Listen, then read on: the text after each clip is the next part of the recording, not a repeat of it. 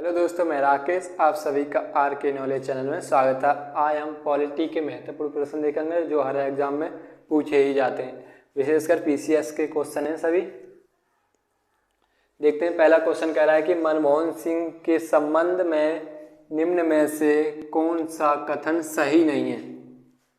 मनमोहन सिंह के संबंध में कौन सा कथन सही नहीं है? ऑप्शन नंबर ए कह रहा है भारत के पूर्व वित्त मंत्री। ऑप्शन नंबर बी है भारतीय रिजर्व बैंक के पूर्व गवर्नर। ऑप्शन नंबर सी कह रहा है वित्त आयोग के पूर्व अध्यक्ष। ऑप्शन नंबर डी है अंतर्राष्ट्रीय मुद्रा कोष में भारत के पूर्व प्रतिनिधि। ये चार ऑप्शन है, चार ऑप्शन में से देखना है कौन सा ऑप्शन नहीं है इसमें। भारत के पूर्व वित्त मंत्री ये सही है, ये रह चुके हैं भारत के पूर्व वित्त मंत्री मनमोहन सिंह। भारतीय रिजर्व बैंक के गवर्नर भी रह चुके हैं, ये भी सही है। वित्त आयोग के पूर्व अध्यक्ष नहीं रहे कभी भी मनमोहन सिंह। अंतर्राष्ट्रीय मुद्रा कोष में भी भारत के प्रतिनिधि रहे हैं, ये भी ऑप्शन सही है। तो ऑप्शन नंबर कौन सा करेक्ट होगा इसका? सी वाला, क्योंकि ये सभी का सही है कथन, ये वाला कौन सा है? गलत। तो ऑप्शन नंबर सी इसका क्या है? करेक्ट आंसर है। वित्त आयोग के कभी भी मनमोहन सिंह अध्यक्ष नहीं रहते। क्वेश्चन नंबर दूसरा कह रहा है उदारीकरण, निजीकरण और भूमंडलीकरण की नई आर्थिक नीति घोषित की गई प्रधानमंत्री। मतलब उदारीकरण और निजीकरण और भूमंडलीकरण की नीति घोषित की गई थी, ये आर्थिक नीति तब कौन प्रधानमंत्री थे, उनके किन के कार्यकाल में यह घोषित की गई थी? ऑप्शन नंबर एक है राजीव गांधी द्वारा, विश्वनाथ प्रताप सिंह द्वारा। Option number C Narasimha Rao द्वारा और option number D Atal Bihari Vajpayee के द्वारा। ये उदारीकरण, निजीकरण और वैश्वीकरण की नीति घोषित आई थी, ये कब आई थी नई नीति? 1991 में। 1991 में किसके प्रधानमंत्री कार्यालय में आई थी? नरसिम्हा राव के द्वारा। Option number C is the correct answer.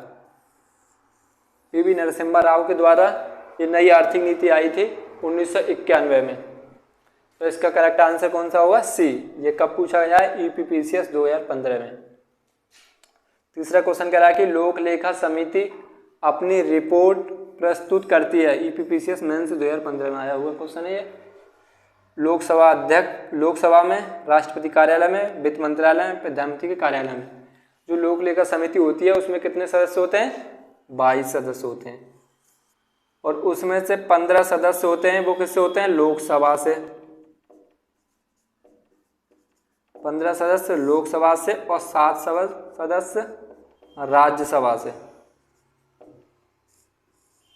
7 सदस्य राज्यसभा से, 15 सदस्य लोकसभा से आते हैं जो लोक लेखा समिति और अपनी रिपोर्ट प्रस्तुत करती है लोकसभा में। लोकसभा में अपनी रिपोर्ट प्रस्तुत करती है लोक लेखा समिति, एक ये वित्तीय समिति है संसद की। और क्वेश्चन नंबर 4 में कह रहा है, चौथा कह रहा है कि भारतीय संसद के दोनों सदनों की प्रथम संयुक्त बैठक हुई थी। कब हुई थी प्रथम संयुक्त बैठक दोनों सदनों की?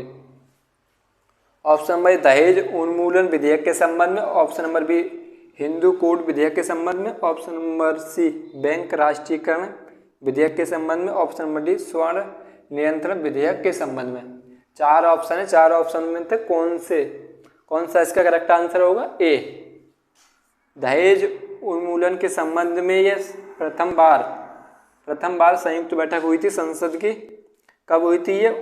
1961 को। 1961 को हुई थी।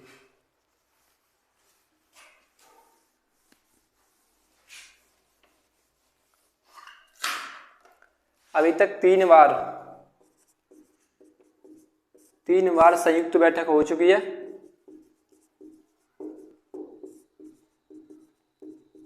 3 बार संयुक्त बैठक हो गया। पहली बार हुई थी 1961 में, दूसरी बार हुई थी 1978 में और तीसरी बार हुई 2002 में।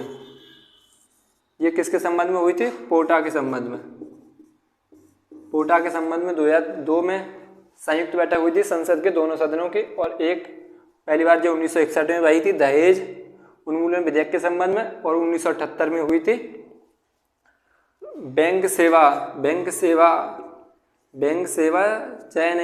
सेवा आयोग के रूप में हुई थी।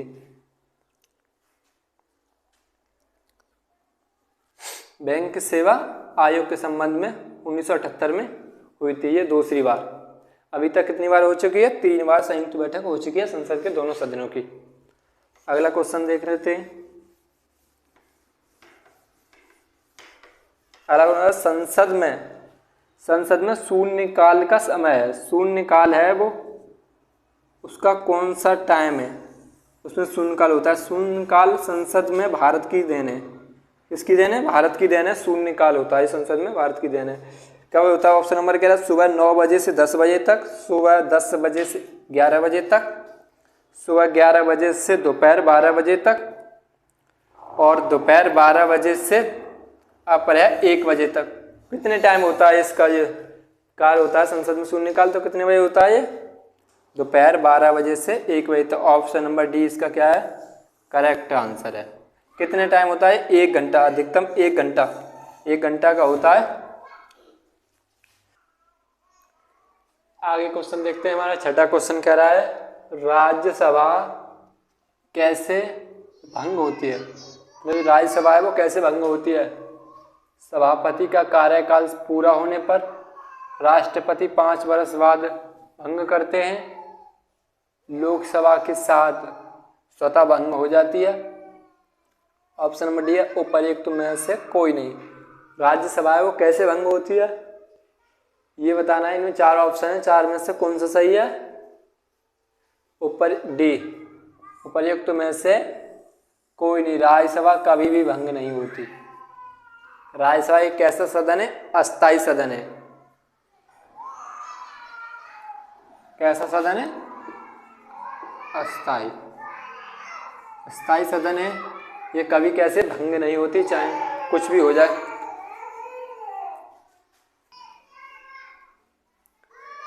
अस्थायी सदन है। इसमें कितने सदस्य होते हैं?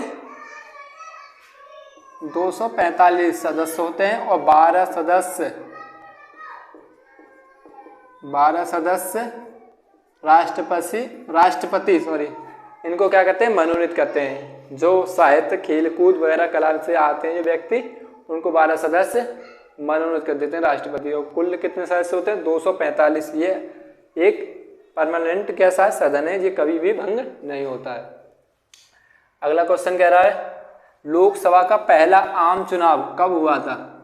1949 में, 1952 में, 1950 में, 1952 में लोकसभा हुई थी। उसका पहला चुनाव कब हुआ था? ऑप्शन नंबर डी सही है। 1952 में पहला चुनाव हुआ था लोकसभा का। 8वां क्वेश्चन कह रहा है कि लोकसभा का नेता कौन है? राष्ट्रपति, प्रधानमंत्री, अध्यक्ष। लोकसभा अध्यक्ष होते हैं वो, या उपरोक्त में से कोई नहीं। तो लोकसभा का नेता कौन होता है? प्रधानमंत्री। जो लोकसभा का नेता होता है वही प्रधानमंत्री नियुक्त किया जाता है। प्रधानमंत्री लोकसभा का क्या करता है? प्रतिनिधित्व करता है। लोकसभा में इसको बहुमत मिलता है। लोकसभा में वो अपना एक नेता चुनते हैं, वही नेता कौन बन जाता है? प्रधानमंत्री।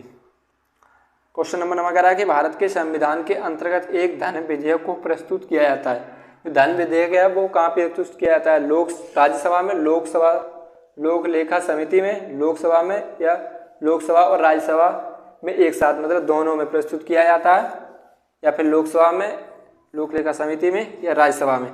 किसमें प्रस्तुत किया जाता है? धन विधेयक केवल लोकसभा में ही प्रस्तुत किए जाते हैं। धन विधेयक किसमें प्रस्तुत किया जाता है? लोकसभा में। राज्यसभा में धन विधेयक नहीं प्रस्तुत किया जाता, लोकसभा में। अगला क्वेश्चन कह रहा है निम्नलिखित में से कौन भारत में